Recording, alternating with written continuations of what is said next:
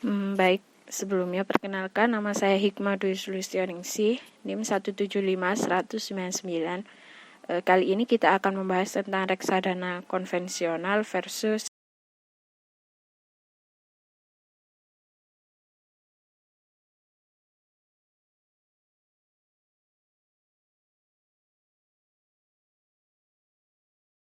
Untuk yang pertama, kita harus mengetahui apa sih pengertian dari reksadana.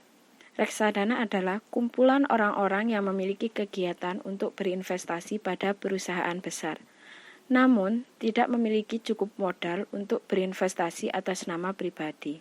Sehingga reksadana membantu mengelola dana yang dimiliki oleh perseorangan tersebut untuk kemudian digabungkan menjadi modal yang besar, yang selanjutnya dapat diinvestasikan ke dalam portofolio efek atau surat berharga.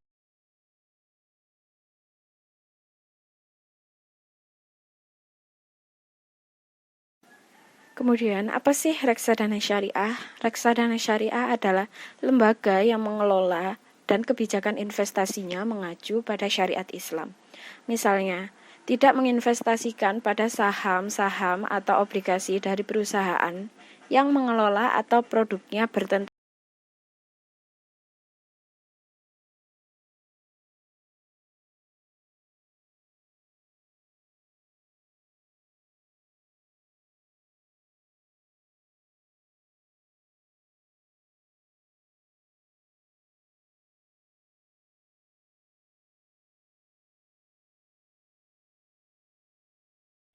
Ketentuan syariat Islam dalam reksadana syariah dilakukan lewat beberapa hal sebagai berikut.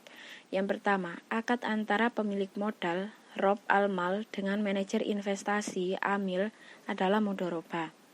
Kontrak kemitraan atau partnership yang berdasarkan prinsip pembagian hasil, dengan cara seorang menyerahkan modalnya kepada pihak lain untuk diinvestasikan dengan kedua belah pihak membagi keuntungan atau memikul kerugian sesuai dengan kesepakatan bersama.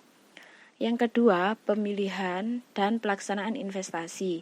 Investasi yang dipilih dan dijalankan adalah investasi yang bebas dari unsur riba dan horor. Yang ketiga, penentuan bagi hasil. Pembagian keuntungan dan kerugian yang dialami manajer.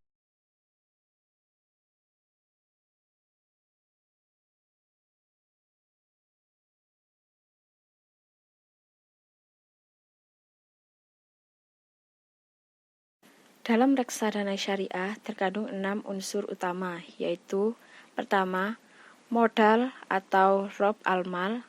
Yang kedua, modal yang disetor oleh masyarakat atau mal. Yang ketiga, manajer investasi sebagai pengelola atau amil. Yang keempat, investasi yang dilakukan oleh manajer investasi atau amal. Yang kelima, portofolio efek. Dalam reksadana konvensional terdapat 3 aspek, antara lain, yang pertama, dana dari nasabah atau pemodal. Dana yang dihimpun dari masyarakat yang terdiri dari individu, perusahaan, dan lembaga lain. Dana dari masyarakat tersebut merupakan dana yang sementara yang diinvestasikan untuk memperoleh pendapatan. Yang kedua, investasi pada instrumen pasar modal maupun pasar uang. Diinvestasikan pada instrumen efek atau surat berharga yang diperjualbelikan di pasar modal maupun pasar uang, seperti saham, obligasi, sertifikat Bank Indonesia, deposito berjangka, commercial paper, dan sebagainya. Yang ketiga, manajer investasi merupakan lembaga yang mengelola reksadana tersebut. Reksadana dikelola oleh sebuah tim yang terdiri dari beberapa orang yang diawasi oleh sebuah komite. Perbedaan paling menonjol antara reksadana syariah dan reksadana konvensional adalah dalam reksadana syariah terdapat proses screening atau filterasi atas instrumen investasi berdasarkan pedoman syariah dan proses cleaning untuk membersihkan pendapatan yang dianggap diperoleh dari kegiatan yang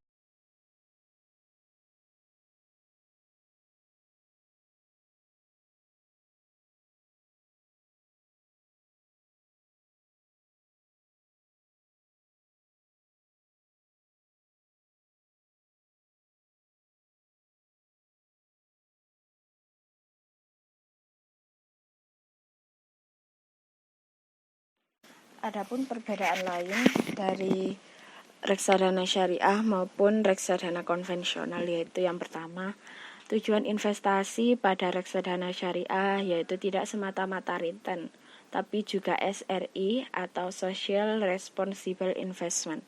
Sedangkan pada konvensional menekankan pada return yang tinggi. Yang kedua, operasional. Pada reksadana syariah ada proses screening, sedangkan pada konvensional tidak ada proses screening. Yang ketiga, return. Pada reksadana syariah, proses cleansing atau filtrasi dari kegiatan yang haram, sedangkan pada konvensional tidak ada. Yang keempat, pengawasan dari reksadana syariah yaitu dari BPS dan atau Bapepam. Sedangkan pada konvensional hanya Bapepam. Yang kelima, akad atau pengikatan. Pada reksadana syariah, selama tidak ada bertentangan dengan syariah. Sedangkan pada konvensional menekankan kesepakatan tanpa ada aturan halal atau haram. Dan yang terakhir, transaksi pada reksadana syariah tidak boleh berspekulasi.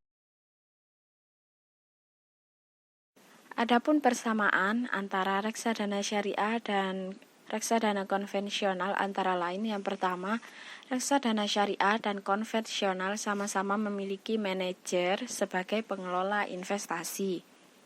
Yang kedua, mekanisme kerja bank kustodian sebagai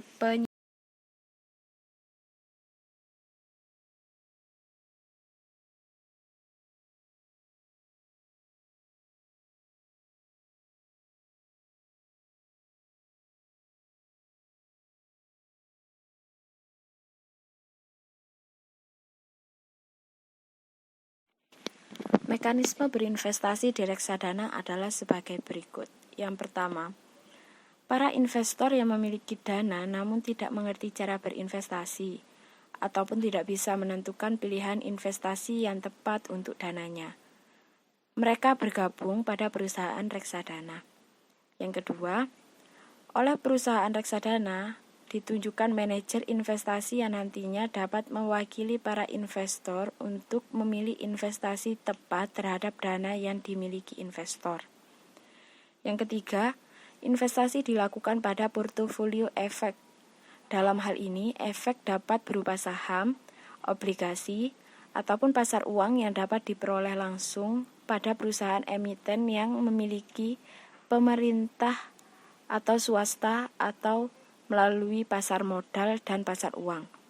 Yang keempat, efek yang dibeli diberikan atas nama investor yang kemudian disimpan pada bank kustodian. Yang kelima, bank kustodian juga membantu reksadana dalam hal menghitung dividen atau bunga. Untuk mengukur keberhasilan investasi dari suatu reksadana digunakan ukuran Net Asset Value atau NAV. NAV adalah total investasi dan kas yang dipegang dikurangi dengan biaya-biaya hutang dari kegiatan operasional yang harus dibayarkan. NAV per unit penyertaan yang telah beredar pada saat tertentu. Besarnya NAV dapat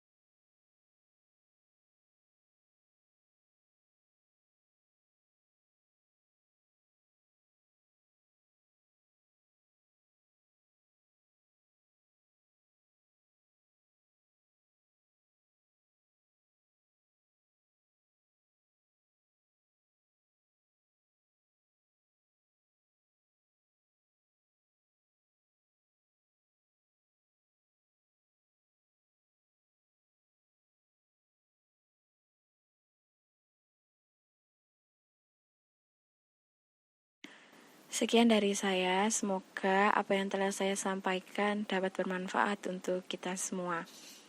Terima kasih. Wassalamualaikum warahmatullahi wabarakatuh.